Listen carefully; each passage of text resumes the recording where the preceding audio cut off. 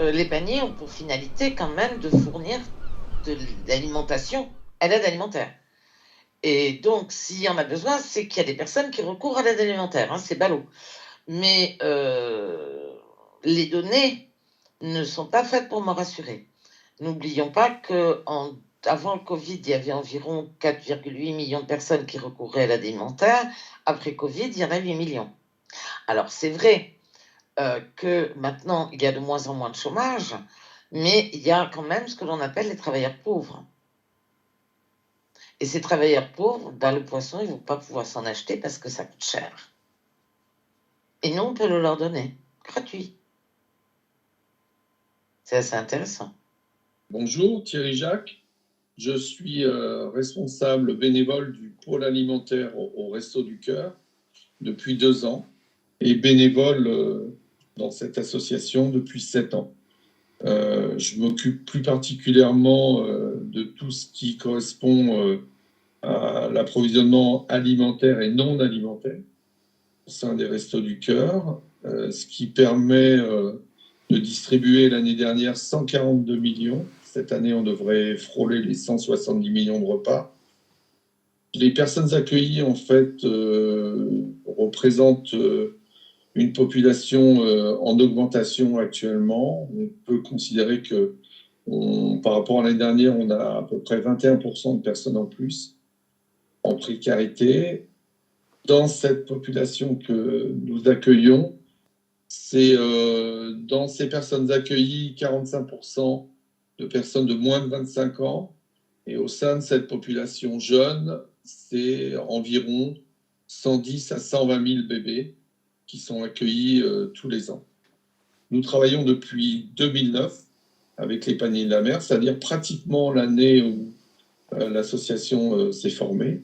Au fur et à mesure du temps, c'est devenu un de nos fournisseurs principaux sur les produits congelés. Et l'année dernière, nous avons acheté pour 59 tonnes de produits congelés. La raison pour laquelle nous achetons au panier de la mer, c'est simplement parce que d'abord, c'est une association qui aide à l'insertion. La deuxième chose, c'est la qualité des produits. Unanimement, l'ensemble des personnes accueillies trouvent que les filets de poisson et les produits des paniers de la mer sont de très haute qualité. Et puis, ce qui est aussi extrêmement intéressant pour nous, surtout dans ce moment d'inflation, c'est que les coûts de ces produits sont extrêmement intéressants en termes d'achat et que ce rapport qualité-prix est réellement imbattable. On ne peut pas laisser détruire des denrées qui sont indispensables à l'humain, dont l'humain a besoin, alors qu'on peut les récolter, qu'on peut les travailler, qu'on peut les transformer. On va essayer en fait d'intensifier notre partenariat avec des achats beaucoup plus importants puisque les habitudes alimentaires des personnes accueillies sont en train de se changer.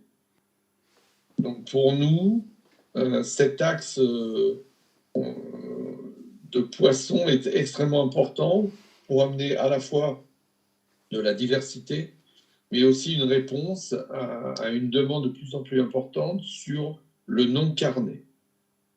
Ce que nous aimerions, c'est que les paniers de la mer puissent créer des lieux d'insertion un peu partout sur la couverture côtière de la France, de manière à ce qu'on ait une réponse beaucoup plus locale, de manière à travailler sur de la proximité, puisque c'est un des axes que nous essayons d'intensifier, c'est-à-dire des producteurs locaux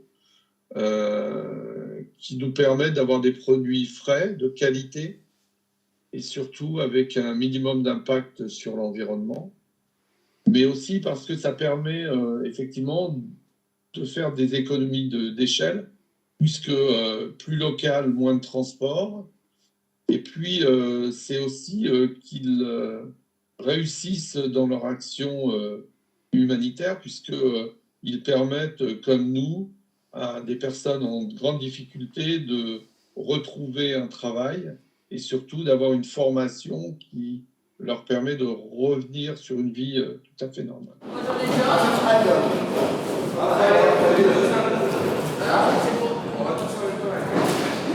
Je suis Éric Fouilleron, je suis président de la Banque alimentaire du Morbihan. Tous les jours, on distribue 7000 repas.